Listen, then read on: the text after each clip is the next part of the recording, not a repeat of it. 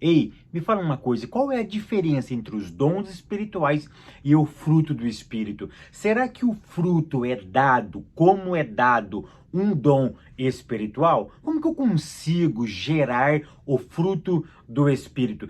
Qual deles são mais importantes? Essas e outras questões serão respondidas nesta videoaula, então não percam!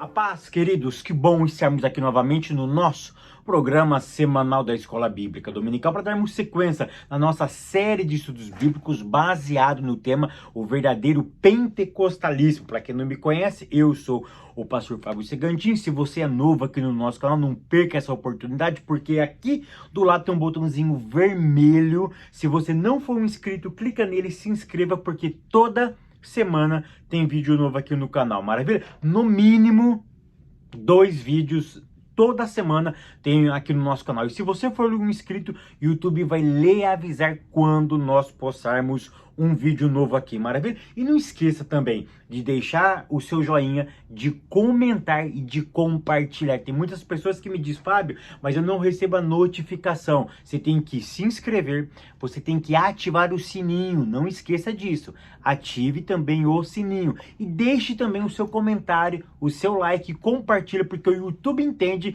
que nós somos parceiros, ok? Ele entende o seguinte, que vocês têm uma conexão comigo, e se vocês têm essa conexão, o YouTube entende que ele tem a obrigação de notificar vocês, maravilha? Vamos lá, lição de número 5.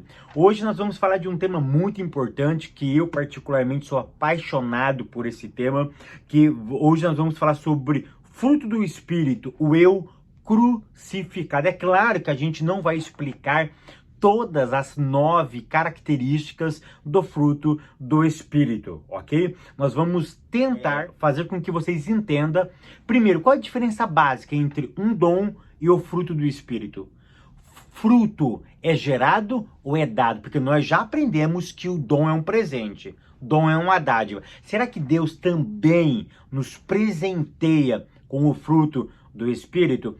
Outra coisa, o fruto são frutos ou são um fruto com algumas características? Eu sou tão apaixonado por esse tema, porque agora, em fevereiro, vai sair o meu livro, ok? Ó, tá aparecendo aqui do lado, aqui a imagem. Essa é a capa do meu livro, ok?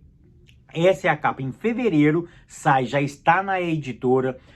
Eles já acabaram de revisar. O Dr. Caramuru acabou de fazer o prefácio do meu livro, e em fevereiro o meu livro, tá? Sobre o fruto do Espírito estará disponível para vocês. Se você tiver interesse, vai lá agora no meu Instagram, o link está aqui embaixo do meu Instagram, e manda uma mensagem para mim. Eu quero. Maravilha? Que o Eterno continue realmente lhe abençoando. Então hoje nós vamos falar sobre o fruto do Espírito. A leitura bíblica em classe se encontra no livro de Gálatas, capítulo de número 5, do verso 16 ao verso de número 26. Primeiro ponto, o primeiro tópico, o fruto do Espírito na vida do crente. Definição, o que é então, Fábio, o fruto do Espírito? Preste atenção no que eu vou te dizer. A primeira coisa que você precisa entender é que dom é dado. Eu não faço nada para ter, ele me dá. O fruto não. O fruto ele é gerado. O fruto ele nasce em um relacionamento. É claro que o fruto está nele, porque o fruto é do Espírito. No meu livro eu trabalho tudo isso. Será que você nasce com amor? Você nasce alegre? Você nasce com longanimidade? Querido, isso é dele, está nele, tem que ser passado em mim. E como que é passado? Aí que está o segredo, não é doado, é gerado. E como que eu gero isso? Relacionamento com ele. E um dos instrumentos é a relação que você tem com ele através da palavra. Então o código aqui, a ideia principal é, o fruto são gerado, ok? Os frutos são gerados e não dados, como no caso dos dons espirituais, tá bom? Uma outra ideia que vocês precisam pegar aqui é o seguinte, tá? É como ele é gerado, tá? Isso não está necessariamente ligado à idade. Por quê? Porque conforme eu vou amadurecendo, eu vou gerando, eu vou criando uma conexão com Deus e com o mundo espiritual, ele vai gerando em mim essas características. Isso está longe, tá? Com idade, tá? Ah, então quando eu tiver 50 anos, eu vou alcançar, então, o fruto do Espírito na sua totalidade, ou eu vou estar bem avançado. Negativo. Pode ter pessoas com 25, 26, com 20 anos, mas que já desenvolveram uma maturidade espiritual que alguém com 50, 60 anos ainda não constituiu. Então aqui não está atrelado à idade, necessariamente. Aqui está atrelado a um relacionamento profundo que você tem com Deus e com a sua palavra. Ok? Ponto 2. O fruto no singular. No meu livro eu trabalho isso. No meu livro, eu falo sobre, na verdade eu não falo sobre a laranja, eu falo sobre a pocã, porque a pocã, a mexerica, como é conhecida lá em São Paulo, ela tem gomos, ok? Então olha que interessante, eu tenho um fruto com 9 características, ok? Particularmente, eu gosto dessa expressão, tá? O fruto com 9 características, tá? Existe o pastor Eurico, tá? Em saudosa memória, ele diz que o fruto é o amor, com 8 características. Eu particularmente não acredito nisso. Eu acredito que o fruto, tá? É um conjunto, é a diversidade na unidade.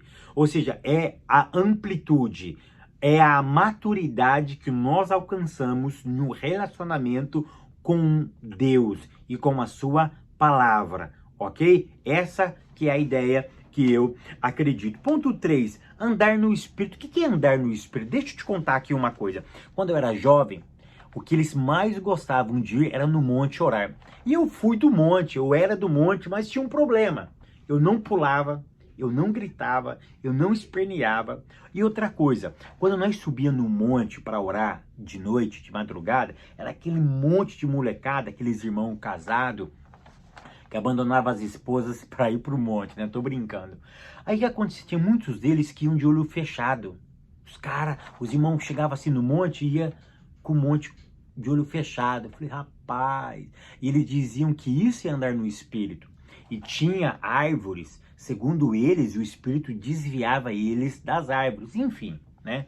Mas eu nunca consegui fazer isso. O máximo que eu fazia era um olho aberto e outro fechado. Porque eu falei assim, mas se eu dar de topo com uma árvore, né? Aí eles diziam que eu não andava no Espírito. Mas deixa eu te dizer uma coisa, o tempo passou. Eu aprendi que andar no Espírito não é isso. Sabe o que é andar no Espírito? É quando você cumpre a palavra. É quando você ama aquele que te odeia. É quando você paga o dízimo ou devolve o dízimo. É quando você faz alguma coisa mesmo sem ter vontade. Por exemplo, eu oro mesmo sem ter vontade. Porque tem princípios na Bíblia que eu não preciso esperar ter vontade para fazer. Eu preciso fazer para nascer a vontade. Ou eu simplesmente preciso fazer, porque é mandamento. E porque às vezes não é fácil você amar aquele que te odeia, aquele que te machucou, aquele que te feriu, aquele que te enganou. Não é fácil, mas eu tenho que fazer. Então o que é andar no Espírito? É quando eu cumpro princípios da palavra de Deus. Tem irmãos que são essa extraterrestre, né? Tem irmãos que tem cara de anjo. Já viu aquelas pessoas assim, nossa, mas aquela irmã ele tem uma cara de crente. Teve um dia que tinha um irmão que ele trabalhava num determinado lugar e tinha uma moça lá, né? Aí chegou o pastorzão. Aí chegou o pastor, na verdade, ele era o pastor presidente do campo, e ele olhou pro irmão e disse, esta é uma das irmãs da nossa igreja. Por quê? Porque o cabelo dela estava muito grande, muito comprido, né? E aí ele brincou, a moça foi embora, e aí o irmão olhou para mim e disse, Fábio, essa moça aí, desculpa a expressão, é uma tranqueira. Ela não vai na igreja, ela nunca foi na igreja, ela não é crente. Mas por quê? O cabelo dela estava comprido. E aí o pastor fez uma associação. Cabelo comprido igual crente. negativo. Tem pessoas que tem cara de crente, parece que é crente, mas não tem nada de crente. Quem vê cara não vê coração. É claro que eu não vou andar de qualquer jeito na rua. Eu não estou pregando isso. Eu estou querendo dizer que eu não preciso ter uma fisionomia angelical para ser parecido com um cristão. Essa que é a ideia. Tópico segundo, a diferença e relação entre o fruto e os dons do Espírito. Ponto 1, a diferença. Querido, deixa eu te dizer uma coisa. O fruto, tá, te aproxima de Deus. O fruto, Deus lhe conhece a partir dele. O dom não te aproxima de Deus e o dom pode fazer com que Deus não conheça você pelo exercício do seu dom espiritual. Tão verdade é na parábola que Cristo disse. Naquele grande dia, quando ele vai separar bodes de ovelhas, uns são bodes e os bodes chegam até Cristo e diz: Cristo, espera aí, você está equivocado. Por quê? Porque eu era do manto. Olha só, eu profetizava, eu curava, eu fiz coisas poderosas, eu curei, eu profetizei, eu exercitei os meus dons. O que Jesus vai dizer para eles? Eu não vos conheço. Então, dom não é características de se apresentar-se a Deus. Eu não me apresento a Deus pelos meus dons. Ele não me conhece pelos dons, mas ele conhece pelo meu fruto. É pelo fruto que Deus nos conhece, ok? Essa é a diferença básica. O fruto, Deus te conhece pelo fruto. O dom, Deus não te conhece pelo dom. Ok? Ponto 2, os dons na igreja. Antes de falar disso, eu quero dizer uma outra coisa. O dom, segundo o texto sagrado, tá? Ele é menos importante, tá? Ele não tem tanta importância quanto tem o fruto do Espírito, ok? Porque Paulo vai dizer, se eu sou usado em dom, por exemplo, se eu falo línguas estranhas, mas se eu não amo, não adiantou nada a tua língua estranha. Fábio, então eu vou desprezar o dom? Pelo amor de Deus, isso Paulo não está dizendo isso. Agora vem o ponto 2, os dons na igreja. Se você perguntasse para mim, Fábio, me define a importância dos dons na igreja em uma palavra, qual seria a palavra? Eu diria para você, indispensáveis. Ou seja, precisa ter a manifestação dos dons espirituais dentro da igreja. Por quê, Fábio? Se ele não me aproxima, se Deus não me conhece através dele, mas a Bíblia diz, presta atenção, eu disse semana passada, eu volto a repetir, o dom não é para si, o dom é para o outro. Ou seja, o dom que você está sendo usado por Deus não é para o teu benefício, é para o benefício do próximo. Ou seja, você está edificando o próximo, você está aperfeiçoando o próximo. Então a ideia é o próximo, ok? É por isso que dom não faz você ser conhecido por Deus, porque a característica é do próximo. O fruto é diferente. O fruto ele é completamente diferente. Essa aqui é a pegada, ok? Então os dons são indispensáveis, porque precisa ter o aperfeiçoamento dos santos na igreja. Tópico terceiro, o espírito se opõe à carne. Ponto 1, o legalismo. Querido, pelo amor de Deus, não pega aqui o legalismo e começa a falar sobre judeu, judaísmo. Não é essa a ideia. O que você precisa entender aqui é o seguinte, que legalismo humano sempre corrompe o legalismo divino. Paulo combate o legalista, o legalista. Claro que ele estava combatendo o legalismo e os legalistas. Quem são os legalistas? Os praticantes do legalismo, ok? Que pega a lei como forma absoluta, mas o problema do legalismo não é a lei em si, é a interpretação da lei, ok? Pelo amor de Deus, tá? Porque a Bíblia diz que a lei de Deus, ela é santa, perfeita, senão Paulo estava se equivocando. Foi isso que Paulo disse. O problema é a interpretação que dava-se à lei, ok? É igualzinho os nossos pais no passado. Eles tentaram fazer com amor, com carinho, mas eles interpretavam muitas coisas erradas. Eu lembro que tinha um irmão, o pai de um líder da mocidade nossa, que ele não concordava com os moços jogando bola na igreja. Embora eu entendia que era pecado, porque me falaram que era pecado. Mas é claro que eu não fui por essa interpretação que eu vou passar para vocês. Sabe qual é a interpretação que ele dava? Que Jesus mandou parar a bola. Porque parábola, ele tirou o acento de parábola, ele colocou para a bola, ou seja, para a bola, ou seja, foi uma ordem. Você tem que parar de jogar a bola. Ou seja, foi essa interpretação que ele dava. E ele pegava a molecada jogando bola e ele ensinava na igreja justamente isso. Jesus mandou parar a bola, ou seja, para de chutar a bola. Ou seja, ele fazia isso por ruindade? Não. Porque ele era um herético? Não. Era por santidade, era por zelo. Ok? Mas isso foi um legalismo, uma interpretação errada do texto sagrado. É a mesma coisa que acontecia na igreja de Paulo, tá? Se naquela época acontecia isso, imagina hoje nos nossos dias. Quanto legalismo não tem nos dias de hoje? Ou seja, o que é legalismo? É interpretações incorretas do texto sagrado. É isso que significa a palavra legalismo. Então, eu defino esse ponto da seguinte forma: legalismo humano sempre corrompe o legalismo divino, porque existe sim um legalismo divino. A lei divina, ela é boa, perfeita e agradável. É isso que diz o texto sagrado. Ok? Ponto 2, a carne e o espírito. Querido, preste atenção. Nesse ponto, o que é a carne? Carne não é esse corpo, essa matéria aqui.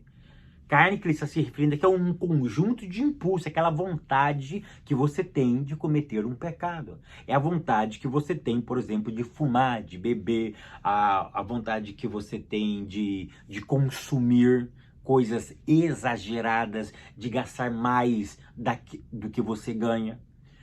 Ou seja, são esses impulsos que você tem, tá? Que a Bíblia, nesse ponto, ela chama de carne, tá?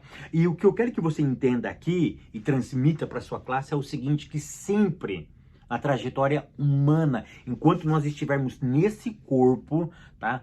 Nós vamos sentir desejos, sim, de pecado. E é justamente o que Paulo vai falar sobre aqui, a luta entre a carne e o espírito, essa briga. E essa briga, preste atenção, ela vai ser diária, ela vai ser constante e ela vai ser até que a morte nos separe. Somente a morte vai ser capaz de deter este sentimento em nós.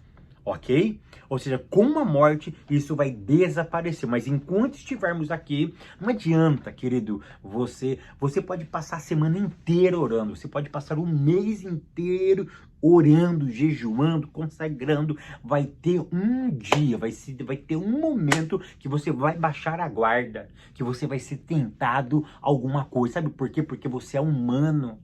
A Bíblia diz que Jesus foi tentado em tudo, exceto não pecou. O problema dele não foi ser tentado, o problema dele foi que ele não cedeu à tentação, ou o mérito dele, na verdade, tá? O mérito dele foi não ceder à tentação, porque tentado ele foi. Então o que você tem que aprender é o seguinte, que ser tentado não é pecado.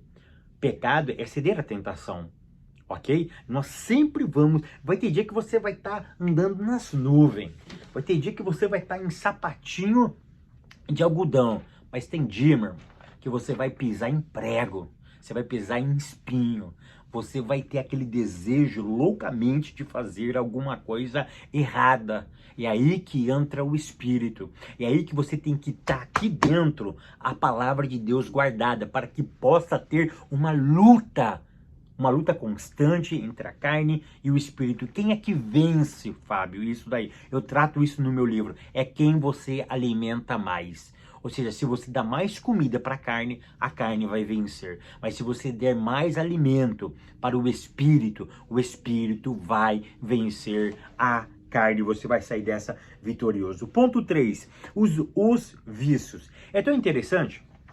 Não vamos entrar nesse ponto. A lição fala de 15 vícios. Eu li em algumas bíblias 16, Tem outras que falam de 17 vícios, tá? Mas isso não importa, temos tanto problema, né? É tanto vício, uma mais, uma menos. Mas, enfim, o que é interessante aqui é o seguinte, que os vícios são divididos em 3 partes: sexuais, religioso e de ordem social. Olha que interessante, sexual. O que mais pega hoje, agora, tá? São os pecados virtuais. O sexo virtual, ele tá tomando uma proporção muito grande. Por quê? Porque hoje, pelo advento da internet, facilitou muito. Facilitou muito, tá? Com um clique você vê vídeo pornô, você assiste pornografia, você namora online. Enfim, virtualmente também se trai, ok? Então a gente precisa frisar isso daqui, tá bom? Que o pecado em si, ele só muda a cor, mas ele sempre vai ser pecado. Então você não pode se enganar através disso, tá bom? Uma outra classe de pecado é a religiosa. E aqui eu quero salientar a idolatria. Mas crente é idólatra? Sim. Eu gosto muito de uma definição. Existem 2 definições. Uma eu não vou dar aqui hoje, tá?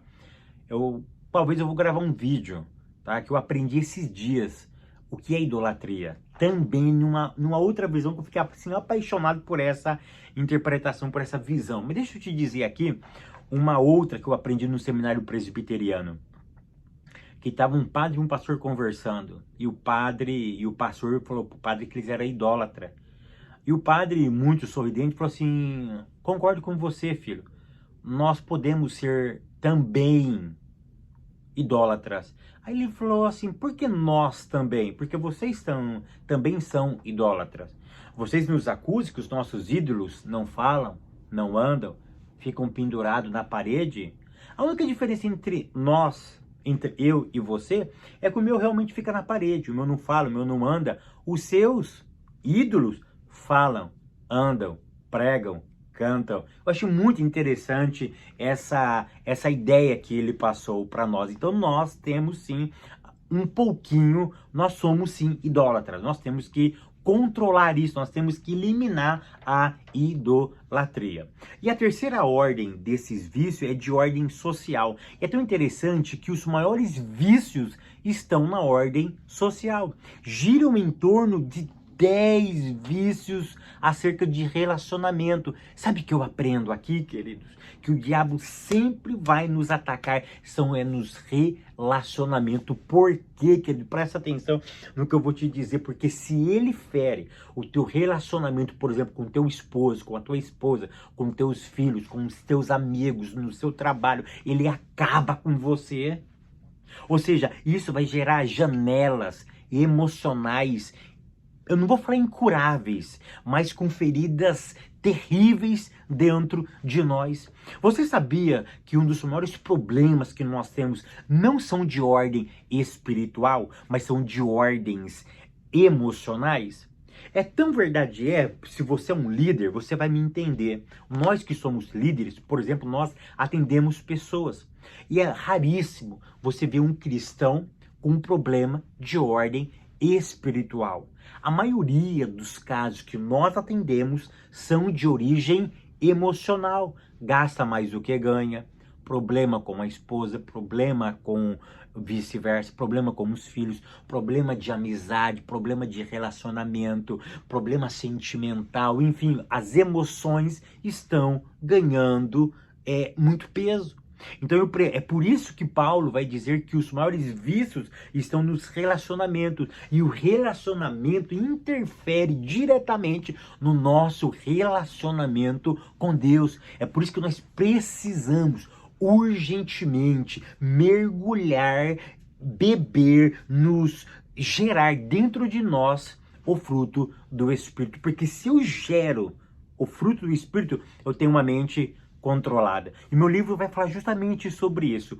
Como ter o meu caráter controlado. E aí eu abordo 9 virtudes para ter uma vida transformada pela palavra de Deus. Que o Eterno continue te abençoando, te guardando, te prosperando. E até semana que vem, querendo Deus.